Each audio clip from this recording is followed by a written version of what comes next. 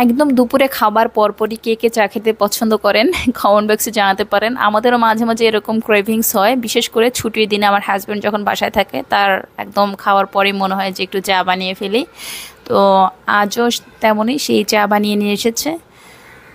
তো ভাবছি চিপসও আছে বাসায়, চিপসটা দিয়েও খেয়ে ফেলি এখনই।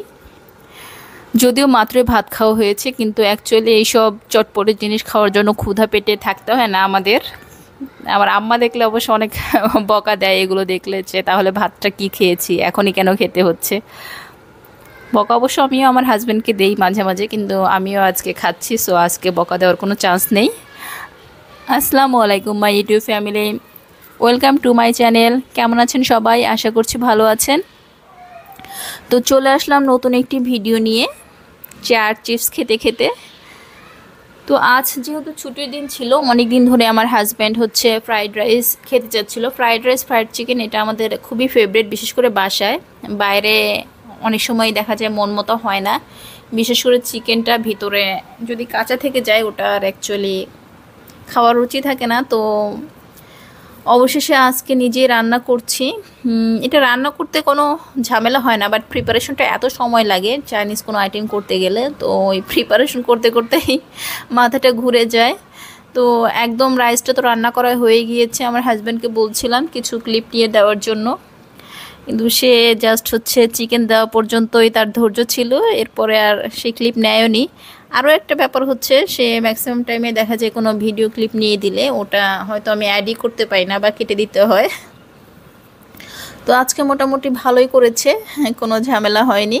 বাট ভাজা পর্যন্ত তার ধৈর্য থাকেনি বা ভুলেই গিয়েছে। তো একদম রেডি হয়ে গিয়েছে খাওয়ার জন্য। এখন আমরা খেয়ে নিব আমাদের ঘরোয়া Chinese fried rice, fried chicken আর সালাদ, আর সাথে মজু আছে। এই তো চিকেন আমার হাজব্যান্ড একটু বেশি করা পছন্দ করে, তাই ওভাবেই করা হয়েছে। এরপরে আমরা গ্রোসারি শপিংয়েও গিয়েছিলাম গতকালকে। তো গ্রোসারি শপিং থেকে আসার পরে সব কিছু আর কি বের করাই হয়নি, কিছু কিছু জিনিস বের করা হয়েছে যেটা দরকার ছিল। যেমন বাংলা চাল এনেছি, সেটা বের করা হয়েছে। আবার ওটস প্যাকেটে এনেছিলাম, সেটা হচ্ছে জারে রাখলাম। ওটস খাওয়াও হয়েছে। আর এনেছি হচ্ছে যেটা আমার সব সময় লাগে, কালো গোলমরিচের গুঁড়া, কারণ এটা আমার সব সময়ই লাগে। আমি ডিম ভাজিতেও এটা দেই, ফ্রাইড রাইস, নুডলস, স্যুপ, মানে গোলমরিচের গুঁড়া ছাড়া কোনো রান্নাই আর কি বেশিরভাগ সম্পূর্ণ হয় না আমার। আমার কাছে ভালো লাগে এটার ফ্লেভারটা। আর গোলমরিচ খাওয়াও তো অনেক উপকারী, সামান্য পরিমাণে অবশ্যই। আর এনেছি হচ্ছে ছোলার ডাল। তো যেহেতু সবগুলো প্যাকেটে আনা হয়েছে, এগুলো সব জারে অ্যারেঞ্জ করে রাখছি। ছোলার ডালটা অ্যাকচুয়ালি খুব তাড়াতাড়ি পোকা লেগে যায়, তো এটা আনতেই ভয় পাই। রেগুলার খেয়ে ফেলতে হবে, কারণ ম্যাক্সিমামই দেখা যায় যদি 15 দিনের বেশি হয়ে যায় তখনই দেখা যায় পোকা লাগার একটা চান্স থাকে। তো পোকা আটকানোর কোনো ওয়ে যদি আপনাদের জানা থাকে সেটাও আমার সঙ্গে শেয়ার করতে পারেন, খুবই উপকার হবে। কারণ চালে পোকা না ধরার ওয়ে আমি জানি, কিন্তু ডাল কিভাবে পোকা না ধরে আর কি সংরক্ষণ করা যায় সেটা আমার জানা নেই। তো ওটস প্লাস্টিক জারে রাখা হয়েছে, এটা অ্যাকচুয়ালি ওটসেরই কৌটা আগের। তো আগে হচ্ছে কুইকারের ওটসটা খাওয়া হতো, এখন হচ্ছে কেলগসেরটা নিয়ে এসেছি। আর হচ্ছে রেগুলার মসুর ডাল। মসুর ডাল নিয়ে কোনো প্রবলেম হয় না, এটা পোকাও ধরে না। আর মসুর ডালটা স্বভাবতই একটু বেশি খাওয়া হয়, তো এটা নিয়ে কোনো ঝামেলা নেই। ঝামেলা হয়ই হচ্ছে মুগ ডাল নিয়ে, মুগ ডাল না সরি, ছোলার ডাল নিয়ে। মুগ ডালেও পোকা ধরে, সেটা কম, কিন্তু ছোলার ডালের মতো এত দ্রুত পোকা কোনোটাতেই ধরে না। তো সব কিছুই কোটায় রেখে দিচ্ছি যাতে রান্না করতে খুব সুবিধা হয়, তাড়াতাড়ি পাওয়া যায়। এই তো। আর কি আছে এখানে দেখা যাক। বাকি হচ্ছে ছোলার ডাল গ্লাস জারে রাখার পরে বাকি যেটুকু ছিল সেটা হচ্ছে একটা প্লাস্টিকের জারে নিলাম। এটা আগে খেয়ে ফেলবো, প্লাস্টিকের জারে আরও বেশি দ্রুত নষ্ট হয়ে যায় সব কিছু আমার মনে হয়, বাট গ্লাস জারে মোটামুটি অনেক দিন ভালো থাকে। আর এনেছি হচ্ছে ব্রাউন আটা। নর্মালি রেগুলার আটাই খাওয়া হয়, বাট যেহেতু মিনা বাজারে গিয়েছিলাম দেখলাম ওখানে অনেক ধরনের ব্রাউন আটা আছে, তো ব্রাউন আটা নিয়ে এসেছি। এখন ব্রাউন আটা খেয়ে দেখি কেমন লাগে। আমরা মাঝে মাঝেই খাই আর কি ব্রাউন আটা। তো এগুলো অ্যারেঞ্জ করতে করতেই আমার হাজব্যান্ড ফোন দিয়েছে। সে হচ্ছে অনলাইনে বই অর্ডার করেছিল আর কি। আমরা গতকাল পর্যন্ত ওয়েট করছি, গতকালকে দেয়নি, এখন আজকে দিয়েছে, এখন আজকে আমাকে নামতে হচ্ছে। এই হুটহাট ডেলিভারি নিতে আসলে, মানে ডেলিভারি দিতে আসলে একটু কষ্টই হয়ে যায় রেডি হয়ে বের হওয়া। এর মধ্যে আবার ওনার কাছে ভাঙতি নেই, তো উনি পার্সেলটা রেখে এরপর টাকা ভাঙতি করতে গিয়েছে, তারপরে ভাঙতি করতে পারিনি, আমি ভাঙতি করে দিলাম। এরপর আবার বাসায় এসেছি।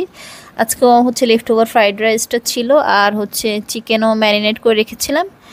এখন হচ্ছে মেখে ভেজে নেব জাস্ট 2 পিস খাওয়ার জন্য। সকালে আমার হাজব্যান্ডকেও ভেজে দিয়েছি অফিসের নিয়ে যাওয়ার জন্য, আর এই 2 পিস হচ্ছে এখন আমি ভেজে খেয়ে নিব।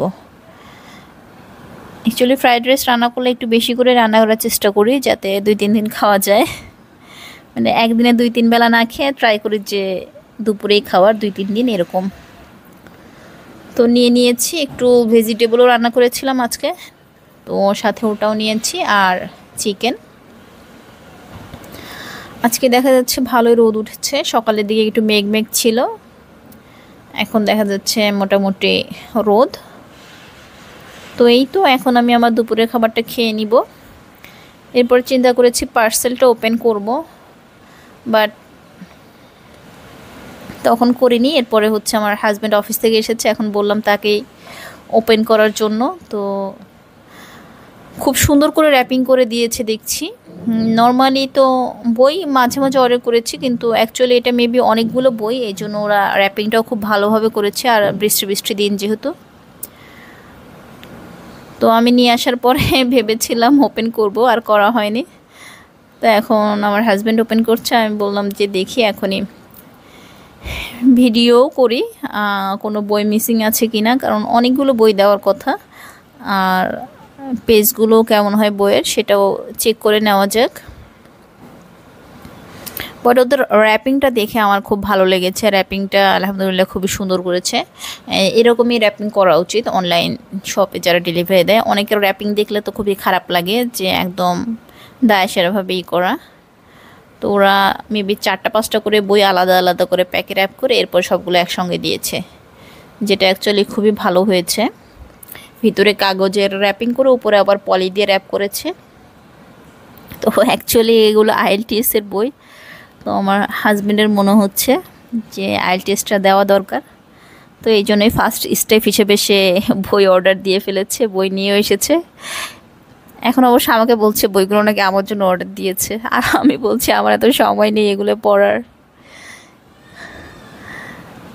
যাই হোক, শুরু করতে হবে, দুজনেই ভাবছি অল্প অল্প করে শুরু করব, দেখা যাক, চেষ্টা তো করি। এরপরে লাইফ কোথায় নিয়ে যায় সেটা তো একমাত্র আল্লাহই ভালো জানেন। তো দেখে নিচ্ছিলাম ওরা মেবি 10 to 18 IELTS-এ সবগুলো বই দেওয়ার কথা, 18 না 19 মেবি। তো সেটাই চেক করে নিচ্ছি। সবগুলোই দিয়েছে, বাট বইগুলোর হচ্ছে একটা প্রবলেম, যেটা হচ্ছে আমি আমরা দেখি অর্ডার দিয়েছিলাম, তারপর এখন দেখছি আর কি বইগুলো সবগুলো হচ্ছে নিউজ প্রিন্ট। কিছু কিছু আছে প্রিন্ট ভালোই, মানে ভালো লেখা বোঝা যাচ্ছে, বাট কিছু কিছু প্রিন্ট অ্যাকচুয়ালি অতটা স্পষ্ট না, একটু কষ্ট হয়ে যাবে নিউজ প্রিন্ট বই পড়ার ক্ষেত্রে। তো হোয়াইট প্রিন্ট হলে আরও সুবিধা হতো, বাট এটার প্রাইসটাও কম। সো প্রাইস অনুযায়ী এটার আমি বলবো নিউজ প্রিন্ট ঠিকই আছে, কারণ হোয়াইট প্রিন্ট নিতে গেলে এটার আরও কিছু বেশি টাকা দিতে হতো। তো এতগুলো বই দেখে অ্যাকচুয়ালি মাথা ঘুরে গিয়েছে। পরে এটা হচ্ছে হেয়ার কালার, আমি কোরবানির আগে হচ্ছে কালার করেছিলাম হেয়ার, তখন হচ্ছে এই কালারটাই খুঁজছিলাম 7.3, বাট এটা কোথাও পাইনি। বাংলাদেশে লাস্ট হচ্ছে 6.4 মেবি ছিল। তো আমার হাজব্যান্ড তার এক কলিগকে দিয়ে এটা আনিয়েছে, সে ইন্ডিয়াতে গিয়েছিল, ইন্ডিয়া থেকে নিয়ে এসেছে এটা। তো আমি ভাবছিলাম এত আর্লি করবো কি না, যেহেতু আমি কোরবানির আগে আগেই হেয়ার কালার করেছি, বাট কালারটা চোখের সামনে দেখেও মানে ভালো লাগছিল না, সারাদিনই ভাবছিলাম কালার করব। অবশেষে রাতে মনে হলো এখন করেই ফেলি, আধা ঘন্টা রেখে এরপরে ওয়াশ করে ফেলবো। তো এখানে যা দেয় আর কি গার্নিয়ারের হেয়ার কালারের সঙ্গে, যারা হেয়ার কালার করে থাকেন তারা তো জানেনই, 2টা গ্লোভস আর ডেভেলপার আর কালার, এই তো সব মিক্স করে, আর হচ্ছে একটা কন্ডিশনার দেয়, এটা হচ্ছে ওয়াশের জন্য আর কি। আমরা তো সবাই জানি কালার করার পরে চুল ওয়াশ করার জন্য শ্যাম্পু ইউজ না করে জাস্ট হচ্ছে পানি দিয়ে ওয়াশ করে কন্ডিশনারটা দিয়ে ফেললেই হয়ে যায়। তো কালারটা এখন আমি একটা সিরামিকের বাটিতে মিক্সড করে নিচ্ছি। কালার অবশ্যই হচ্ছে কোনো কাঁচ বা সিরামিকের বাটিতে মিক্সড করলেই ভালো হয়, বিশেষ করে স্টিলের কোনো বাটিতে না করার জন্য, তাহলে কালার চেঞ্জও হতে পারে। তো কালার ঢালার পর দেখছি এটা খুবই অল্প পরিমাণে আছে। তো দেখা যাক, আমার আজকে মেইন টার্গেট অ্যাকচুয়ালি কালারটা যাতে নষ্ট না হয়, সো চুলে দিয়ে ফেলার। এই তো এরপরে আজ সকাল থেকেই তো একদম মুষলধারে বৃষ্টি শুরু হয়েছে, সকাল না অ্যাকচুয়ালি ভোর থেকেই, তো অনেক জোরে বৃষ্টি হচ্ছে। এই তো এই ছিল আজকের ভিডিওটি ভালো লাগলে অবশ্যই লাইক করে দিবেন, চ্যানেলে নতুন হয়ে থাকলে সাবস্ক্রাইব